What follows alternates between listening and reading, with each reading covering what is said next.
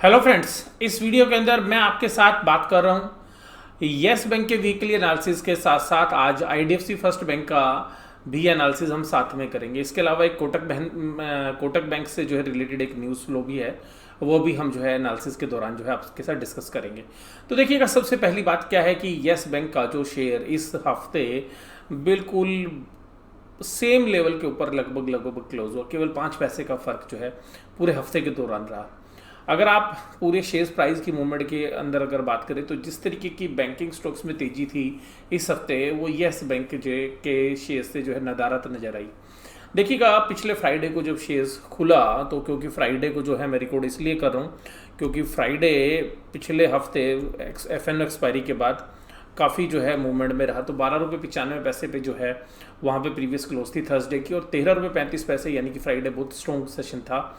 फिर देखिएगा, फ्राइडे के बाद जो है अगर मंडे की बात करें तो 13 रुपये 55 पैसे पे क्लोज हुआ, और ट्यूसडे को 13 रुपये 35 पैसे पे, वेडनेसडे को 13 रुपये 15 पैसे पे, और थर्सडे को 13 रुपये 30 पैसे, यानी कि पूरा का पूरा हफ्ता जो है एक तरीके की म्यूटेड परफॉर्मेंस जो है रही।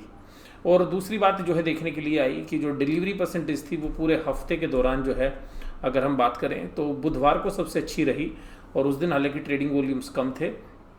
तो डिलीवरी क्वांटिटी अगर सबसे ज़्यादा किसी दिन थी तो वो लास्ट फ्राइडे को थी, क्योंकि इस फ्राइडे को तो ऑफ था। तो उससे जो पिछला जो फ्राइडे था वहाँ पे 2,92,70,535 शेयर्स की डिलीवरी थी। हालांकि परसेंटेज टर्म्स में वो मात्रा 25.89 यानी कि सबसे कम थी। नंबर ऑफ शेयर्स में ज़्यादा थी और परसेंटेज में कम थी, यानी कि उस दिन वॉल्यूम ज़्यादा था।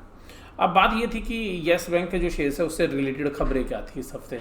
तो देखिएगा, खबरें यस बैंक से संबंधित अब जो है खबरें अच्छी ही आ रही हैं, और ये जो अच्छी खबरें जो है उनका सिलसिला जारी है। तो यस बैंक के ऊपर से एक और संकट का बादल जो है कम होता हुआ नज़र आया। जो इन्होंने 81 बॉन्ड्स जो है राइट ऑफ कर दिए थे, यानी कि आरबीआई ने एक सर्कुलर के द्वारा जो 81 बॉन्ड्स जो यस बैंक के मोरेटोरियम के पीरियड के दौरान जो है राइट ऑफ किए गए थे, जब ये पूरी स्कीम जो है मैनेज की गई थी, तो यहाँ पर जो है बॉम्बे हाई कोर्ट ने जो है अपना फैसला जो है सुनाते हुए मद्रास हाई कोर्ट ने जो फैसला दिया था उसकी लीगल वैलिडिटी जो है वो वैलिड मान ली गई है। और यहाँ पर ये सारी की सारी बातें इस बात की तरफ जो है इशारा कर रही हैं कि यानी कि ये जो लाइबिलिटीज़ थी इनकी यस बैंक की 8,415 जो राइट ऑफ हो गई थी, वो अभी पेमेंट करने की तो कोई जो है दूर दूर तक कोई गुंजाइश नहीं है। तो ये टीयर 2 कैपिटल के लिए जो बॉन्ड्स इशू किए गए थे, तो यहाँ पर जो है बैंक की लाइबिलिटीज़ जो है एज इट इज़ रहेगी, पुराने जैसी थी, क्योंकि आरबीआई ने उनको जो है राइट ऑफ कर दिया था इस पूरी स्कीम के दौरान। लेकिन देखिएगा, यहाँ पर एक सीधी सी बात जो है, हमें अगर एक साधारणतः बात सोचे तो जिन लोगों ने ये पैसा लगाया था उनका बेचारों का पैसा डूब गया। तो यस बैंक जो है उस टाइम में वेल नोन जो है बैंक था, तो किसी को भी ये डाउट नहीं था कि यार इस तरीके से पैसे डूब जाएंगे। तो यहाँ पर जो है उन इन्वेस्टर्स के लिए जिन्होंने ये पिटीशन फाइल की थी उनके लिए काफ़ी बुरी खबर है। अगर बैंक के एंगल से देखें तो अच्छी है, लेकिन यहाँ पे जो है मुझे एक ट्रस्ट डेफिसिट जो है लगता है, तो इनके प्रति जो है मुझे एक सहानुभूति का जो है भाव रहता है। क्योंकि देखिएगा, हार्ड एंड मनी जो है किसी ने भी लगाई होगी अगर थोड़े से एक्स्ट्रा इंटरेस्ट के चक्कर में, तो वो एक वेल नोन बैंक में लगाई थी उस समय के। तो जिस तरीके से शेयर होल्डर्स को नुकसान हुआ, क्योंकि शेयर होल्डर तो चलो रिस्क ले रहे हैं, लेकिन इनको भी जो है शेयर होल्डर की कैटेगरी में ही डाल दिया गया, और उस तरीके से इनको जो है काफ़ी भारी मात्रा में जो है लॉस। अभी तक अगर मद्रास हाई कोर्ट के फैसले की बात करें तो यहाँ पे वैलिडिटी तक जो है अभी तक तो उनके हाथ में कुछ नहीं है। आगे देखते हैं सुप्रीम कोर्ट किस तरीके से फैसले सुनाते हैं, लेकिन बैंक के लिए फ़ायदे वाली बात है। कुछ जो है न्यूज़ फ्लो के अंदर था कि SBI, yes bank, HDFC bank और इस तरीके के कुछ बैंक जो है सेविंग बैंक को जो है जीरो बैलेंस के साथ मेंटेन किए हुए हैं लॉकडाउन के बाद भी। तो यहाँ पर इस कुछ स्कीम्स के अंदर जो येस बैंक की बात करें, और दूसरी बात क्या है, इसके अंदर आईडीएफसी फर्स्ट बैंक भी शामिल है। तो इन बैंकों के लिए एक तरीके से काफ़ी अच्छा रास्ता खुलता है जो कासा डिपॉजिट को बढ़ाने का। तो यहाँ पर ये जो फैसिलिटीज़ है इसकी खबरें थी, तो ये खबर जो है दोनों बैंकों के लिए पॉजिटिव है। क्योंकि यहाँ पर अगर मैं आईडीएफसी फर्स्ट बैंक की बात करूँ तो स्पेशली मैं आपको ये बताऊंगा कि कुछ जो मेरे खुद जानकार लोग हैं वो आईडीएफसी फर्स्ट बैंक में एग्रेसिवली जो है बैंक के अंदर पैसा जमा कर रहे हैं और नए अकाउंट उन्होंने खुलवाए हैं। और उनकी जो रिटायरमेंट का फंड्स है वो भी उन्होंने वहाँ पे लोकेट किया है। तो हमें ऐसा देखने के लिए मिल रहा है, जो हमारे पास इंटरनल इन्फॉर्मेशन है उसको भी अगर हम ध्यान से देखें तो IDFC फर्स्ट बैंक के अंदर कासा डिपॉजिट जो है इस क्वार्टर में बहुत अच्छा बढ़ता हुआ नजर आएगा। और जो कंपनी की मैनेजमेंट है, जो कैपिटल फर्स्ट के साथ मर्जर के बाद जो है वी वैद्यनाथन जी जिस तरीके से बैंक को मैनेज कर रहे हैं, वहाँ पर उन्होंने कहा था कि हम अपनी जो बोरोइंग्स है उसकी कॉस्ट को कम करेंगे और नेट इंटरेस्ट मार्जिन को बढ़ाएंगे। तो देखिए उसकी तरफ जो है कदम बढ़ता हुआ नजर आ रहा है। और कोई भी बैंक जो है 7% सेविंग बैंक के ऊपर इंटरेस्ट नहीं दे रहा है, जबकि 1 लाख से ऊपर अगर आप डिपॉजिट रखेंगे तो पूरे के पूरे पैसे पे 7% का जो है इंटरेस्ट IDFC फर्स्ट बैंक जो है अपने कस्टमर को दे रहा है। तो ये जो चीज़ें हैं ये इनको कासा डिपॉजिट को बढ़ा रही है। वहीं पर जो इनकी बोरोइंग्स थी जो कैपिटल फर्स्ट के माध्यम से आई थी मर्जर में, वो 11%, 10% या 12% की थी, उनको जो है बैंक जो है डिस्चार्ज करने लग रहा है। तो अल्टीमेटली जो लाइबिलिटीज़ है, जो लाइबिलिटीज़ वाला जो फ्रेंचाइजी मॉडल है, तो लाइबिलिटी फ्रेंचाइजी जो है वो कासा डिपॉजिट पर आ रही है और बैंक जो है एक तरीके से वो जो लाइबिलिटीज़ फ्रेंचाइजी है उसको धीरे धीरे खत्म कर रहा है। हायर रेट ऑफ जो बोरोइंग्स थे उनको लोअर रेट ऑफ बोरोइंग्स यानी कि कासा डिपॉजिट पे लेके आ रहा है। तो ये एक बहुत ही बड़ा वेलकम स्टेप जो है IDFC फर्स्ट बैंक के लिए हो सकता है। क्वार्टरली रिजल्ट्स पे जो है नज़रें रहेंगी सब बार जो है, तो इसी महीने के अंदर हम उम्मीद करते हैं कि दोनों IDFC फर्स्ट बैंक के भी और येस बैंक के भी नतीजे आपको देखने के लिए मिलेंगे। तो जो कासा डिपॉजिट है एक बिग सरप्राइज जो है वो IDFC फर्स्ट बैंक की तरफ से कर सकता है। तो जहाँ पे आप कासा के डिपॉजिट्स की ग्रोथ देखेंगे, वहीं दूसरी तरफ जो उनकी लॉन्ग टर्म बोरोइंग्स हैं उनकी रिडम्पशंस देखेंगे, तो जिसकी वजह से हमें लग रहा है कि जो कॉस्ट ऑफ डिपॉजिट्स है वो तो बेशक से आपको बढ़ती हुई नजर आएगी, लेकिन आपकी जो ओवरऑल कॉस्ट ऑफ बोरोइंग्स है बैंक्स की वो घटती हुई नजर आएगी, जो कि एक पॉजिटिव स्टेप है। लेकिन IDFC फर्स्ट बैंक में उससे ज़्यादा देखने के लिए मुझे जो है असेट्स की जो क्वालिटी है वो ध्यान रखनी पड़ेगी। और इसके अलावा जो है फ्राइडे को जिस तरीके से गवर्नमेंट ने एफिडेविट पेश किया है वो भी IDFC फर्स्ट बैंक या IES बैंक के लिए दोनों के लिए बड़ा पॉजिटिव है। और IDFC फर्स्ट बैंक के लिए ज़्यादा पॉजिटिव क्योंकि इनकी बहुत बड़ी जो लोन बुक है वो मोरेटोरियम में थी, तो वहाँ पर जो इंटरेस्ट वेवर के केस की वजह से IDFC फर्स्ट बैंक को जो है एक पॉजिटिव जो है रिस्पॉन्स मिलना चाहिए। हालांकि देखिएगा वो बहुत बड़ा अमाउंट जो है इंटरेस्ट इनकम का नहीं है किसी भी बैंक के लिए, तो वो करीबन 0.5% of the total interest income of the year है।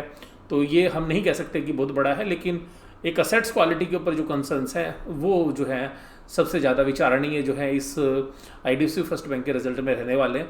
और टू द सम एक्सटेंट जो है वो येस बैंक में भी देखने के लिए ज़रूरी मिलेंगे। लेकिन येस बैंक में पहले ही असेट्स क्वालिटी काफ़ी ख़राब है, तो वहाँ से जो भी कुछ आउटकम निकलेगा तो येस बैंक में हम अच्छे की ही उम्मीद करते हैं। वहीं पर देखिएगा अभी एक ख़राब खबर, क्योंकि बैंकिंग से रिलेटेड मैं वीडियो आपके साथ शेयर कर रहा था, तो कोक्स एंड किंग्स के ऊपर जो है कोटक बैंक ने केस रजिस्टर्ड किया है 170 करोड़ के फ्रॉड का।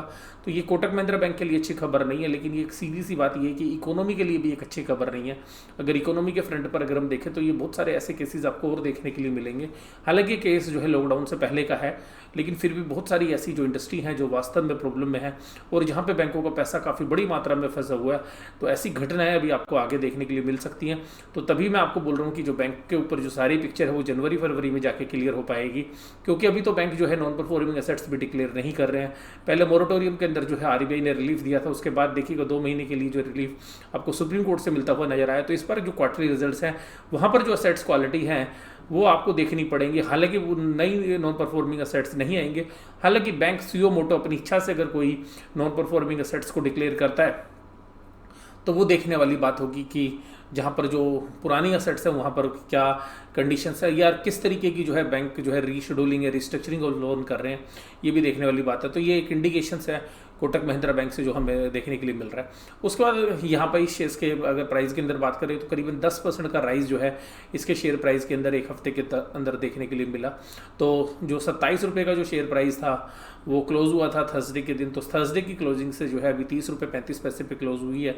तो आप देखिएगा 10-11% की तेजी जो है पूरे हफ्ते भर के दौरान जो है आपको IDFC फर्स्ट बैंक के शेयर्स में मिली। लेकिन इस हफ्ते IDFC फर्स्ट बैंक से जो रिलेटेड खबर थी वो बैंक से ज़्यादा जो है उनके जो CMD है उनसे संबंधित थी। वी वैद्यनाथन जी, ये न्यूज़ जो है मैं आपके साथ पहले भी जो है डिस्कस कर चुका हूँ। हालांकि ये इस न्यूज़ का आधा हिस्सा मैंने आपके साथ डिस्कस किया था कि वी वैद्यनाथन जी जो है अपने टीचर को जो है ढूंढने के बाद उनके जो भी पैसे उन्होंने लिए थे वो वापस दे दिए। और इस तरीके से देखिएगा वी वैद्यनाथन जी अब उन्हीं टीचर को जो उनके मैथ्स टीचर हैं और उन्होंने उनके बुरे वक्त के अंदर साथ दिया था, उनको 1 लाख जो शेयर्स हैं, तो जिनकी कीमत करीबन आज के हिसाब से 30 लाख रुपए है, वो उन्होंने गिफ्ट के रूप में जो है अपने टीचर्स को दी है। तो यहाँ पर वी वैद्यनाथन जी की जो क्रेडिबिलिटी है वो फिर दोबारा से जो है IDFC फर्स्ट बैंक के शेयर होल्डर्स के लिए एक बहुत ही बढ़िया इंडिकेशंस दे रही है कि आपका जो बैंक है वो ऐसे व्यक्ति के पास है जो सब लोगों की भलाई के बारे में सोचता है। इस तरीके से आप देखिएगा, वी वैद्यनाथन जी ने पहले टैक्सी ड्राइवर के साथ भी जो है एक मीटिंग की थी और उसमें जो है उन्होंने हालांकि अपनी पहचान छुपा रखी थी और वो बैंक का लोन के लिए जो है एनालिसिस कर रहे थे। तो इस तरीके की जो इंसिडेंट्स हैं और वी वैद्यनाथन जी के ऊपर जो है जिस तरीके का विश्वास है, और अभी जो एनुअल जनरल मीटिंग थी उसमें जिस तरीके का विश्वास जो है शेयर होल्डर की तरफ से जो देखने के लिए मिला, और हालांकि वो जो AGM की जो वीडियो थी वो काफ़ी जो है आप देखिएगा सोशल मीडिया पर भी काफ़ी जो है जारी रही, जो IDFC फर्स्ट बैंक से जो रिलेटेड इन्वेस्टर्स हैं उनके लिए भी। तो इस तरीके से जो इनकी जो टीचर हैं गुरदयाल स्वरूप सैनी जी, उनको जो है इन्होंने एक गिफ्ट दिया है जो कि करीबन 30 लाख रुपए का है, और जो भी बैंक के शेयर्स के माध्यम से दिया गया। तो ये अगर आप एक एंगल से देखेंगे कि एज ए ह्यूमन बीइंग जो है वी वैद्यनाथन जी एक बढ़िया इंसान तो है ही, और साथ में बढ़िया बैंकर तो आप जानते ही हैं वो पहले से ही हैं। तो यहाँ पर एक जो है काबिल तारीफ जो है काम अगर बैंक के शेयर होल्डर के एंगल से भी मैं देखूं तो मुझे अच्छा लग रहा है, क्योंकि उन्होंने अपनी पर्सनल कैपेसिटी से जो उनके शेयर्स थे वो दिए हैं, और ये जो है आपको एक इंडिकेट कर रहा है कि आपका पैसा जो है एक ऐसे व्यक्ति के पास है जो सबकी भलाई के बारे में सोचते हैं, और वो अल्टीमेटली वो कंज्यूमर फर्स्ट की बात करते हैं। तो जिस तरीके से बैंक के अंदर भी कासा डिपॉजिट की इन्फॉर्मेशन हमारे पास आ रही है, वहाँ से भी एक हमें पॉजिटिव आउटकम देखने के लिए जो है इस रिजल्ट के अंदर मिल सकता है। आपको ये वीडियो किस तरीके की लगी, ये जरूर से जरूर आप मुझे कमेंट बॉक्स में बताइएगा। वीडियो देखने के लिए आप जो है इसी तरीके से अपना प्यार और स्नेह बना के रखिएगा। वीडियो देखने के लिए धन्यवाद। Thank you very much.